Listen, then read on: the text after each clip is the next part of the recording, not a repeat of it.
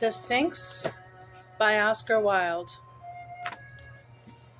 In a dim corner of my room, for longer than my fancy thinks, a beautiful and silent Sphinx has watched me through the shifting gloom.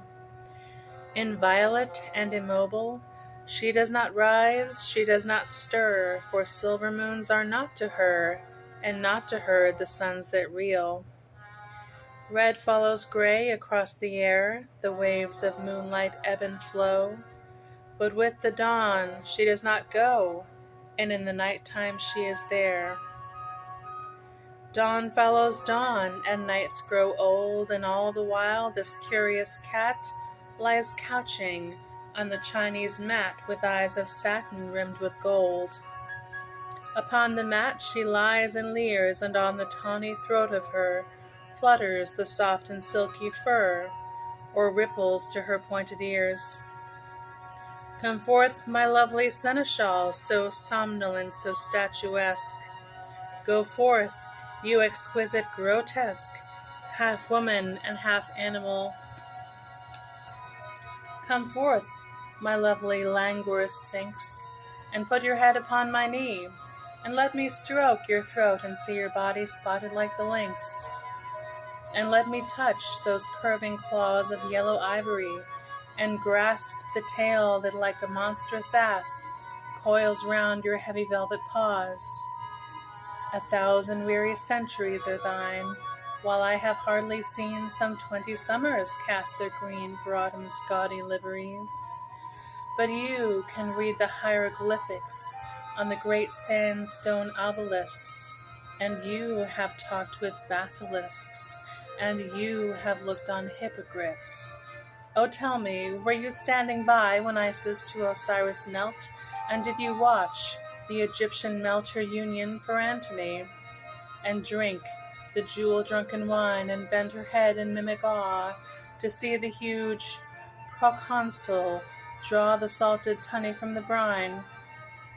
And did you mark the Cyprian kiss white Adon on his catafalque? And did you follow Amonach, the god of Heliopolis? And did you talk with Thoth, and did you hear the moon-hornet Io weep, and know the painted kings who sleep beneath the wedge-shaped pyramid?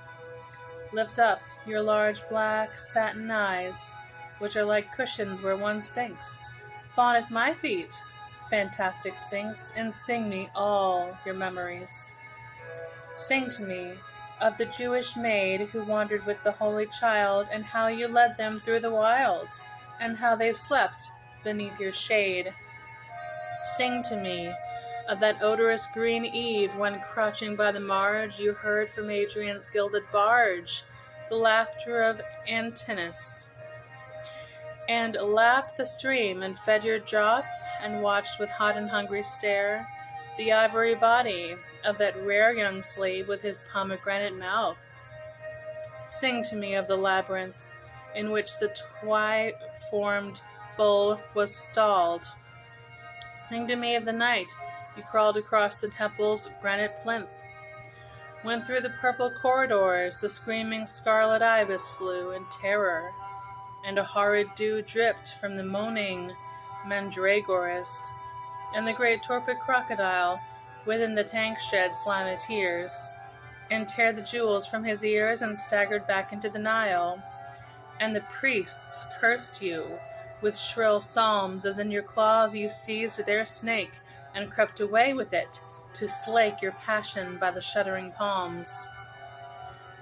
Who were your lovers? Who were they who wrestled for you in the dust? Which was the vessel of your lust? What leman had you every day? Did giant lizards come and crouch before you on the reedy banks? Did griffins with great metal flanks sleep on you in your trampled couch? Did monstrous hippopotami come sliding toward you in the midst? Did gilt-scaled dragons writhe and twist with passion as you passed them by? And from the brick-built Lycian tomb what horrible chimera came, with fearful heads and fearful flame, to breed new wonders from your womb? Or had you shameful secret quests, And did you harry to your home some nereid coiled in amber foam with curious rock crystal beasts? Or did you, treading through the froth, call to the brown Sidonian for tidings of Leviathan or Behemoth? Or did you, when the sun was set, climb upon the cactus-covered slope to meet your Ethiop, whose body was of polished jet? Or did you, while the earthen skiffs dropped down the gray Nilotic flats at twilight, and the flickering bats flew round the temple's tripoglyphs, steal to the border of the bar, and swim across the silent lake, and slink into the vault, and make the pyramid your lupanar, till from each black sarcophagus rose up the painted swathed dead? Or did you lure unto your bed the ivory-horned Tragelaphos? Or did you love the god of flies, who plagued the Hebrews and was splashed with wine unto the waist? Or Pasht, who had green beryls for her eyes? Or that young god, the Tyrian, who was more amorous than the dove of Ashtaroth? Or did you love the god of the Assyrian, whose wings like strange transparent talc rose high above his hawk-faced head, painted with silver and with red and ribbed with rods of orichalc? Or did huge Apis from his car leap down and lay before your feet big blossoms of the honey-sweet and honey-colored nenuphar? How subtle secret is your smile! Did you love none then? Nay, I know great Ammon was your bedfellow. He lay with you beside the Nile. The river horses in the slime trumpeted when they saw him come, odorous with Syrian galbanum and smeared with spikenard and with thyme. He came along the river bank like some tall galley argent sailed. He strode across the waters, mailed in beauty, and the waters sank. He strode across the desert sand. He reached the valley where you lay. He waited till the dawn of day, then touched your black breasts with his hand. You kissed his mouth with mouths of flame. You made the horned god your own. You stood behind him on his throne. You called him by his secret name. You whispered monstrous oracles into the caverns of his ears. With blood of goats and blood of steers, you taught him monstrous miracles. White Ammon was your bedfellow. Your chamber was the steaming Nile, and with your curved archaic smile you watched his passion come and go. With Syrian oils his brows were bright, and widespread as a tented noon, his marble limbs made pale the moon, and lent the day a larger light. His long hair was 9 cubits span, and colored like that yellow gem which hidden in their garments' hem the merchants bring from Kurdistan. His face was as the must that lies upon a vat of new-made wine. The seas could not ensaffirine the perfect azure of his eyes. His thick, soft throat was white as milk and threaded with thin veins of blue, and curious pearls like frozen dew were broidered on his flowing silk. On pearl and porphyry pedestaled he was too bright to look upon, for on his ivory breast there shone the wondrous ocean emerald, that mystic moonlit jewel which some diver of the Colchian caves had found beneath the blackling waves and carried to the Colchian witch. Before his gilded gallio ran naked vine-wreathed corybanths, and lines of swaying elephants knelt down to draw his chariot, and lines of swarthy Nubians bear up his litter as he rode down the great granite paven road between the nodding peacock fans. The merchants brought him steatite from Sidon in their painted ships. The meanest cup that touched his lips was fashioned from a chrysolite. The merchants brought him cedar chests of rich apparel bound with cords. His train was borne by Memphian lords. Young kings were glad to be his guests. 100 shaven priests did bow to Ammon's altar day and night. 100 lamps did wave their light through Ammon's carven house. And now foul snake and speckled adder with their young ones crawl from stone to stone, for ruined is the house and prone the great rose marbled monolith. Wild ass or trotting jackal comes and couches in the mouldering gates. Wild satyrs call unto their mates across the fallen fluted drums. And on the summit of the pile the blue-faced ape of horror sits, and gibbers while the fig tree splits the pillars of the peristyle. The god is scattered here and there. Deep hidden in the windy sand, I saw his giant hands still clenched in an impotent despair, and many a wandering caravan of stately negroes, silken shawled, crossing the desert, halts appalled before the neck that none can span.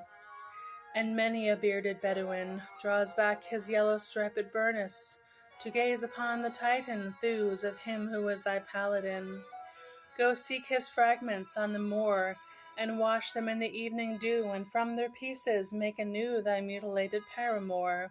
Go seek them where they lie alone, and from their broken pieces make thy bruised bedfellow, and wake mad passions in the senseless stone.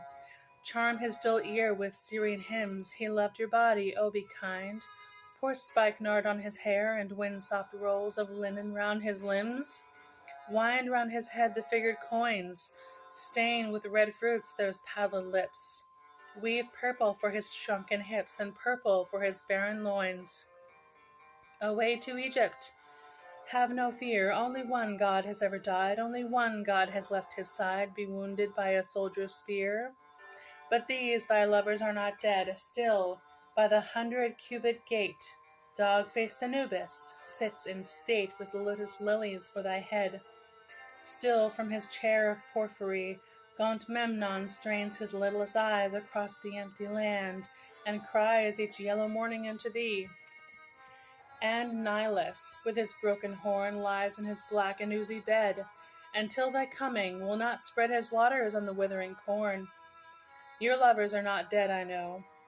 Thy will rise up and hear your voice, and clash their cymbals and rejoice, and run to kiss your mouth.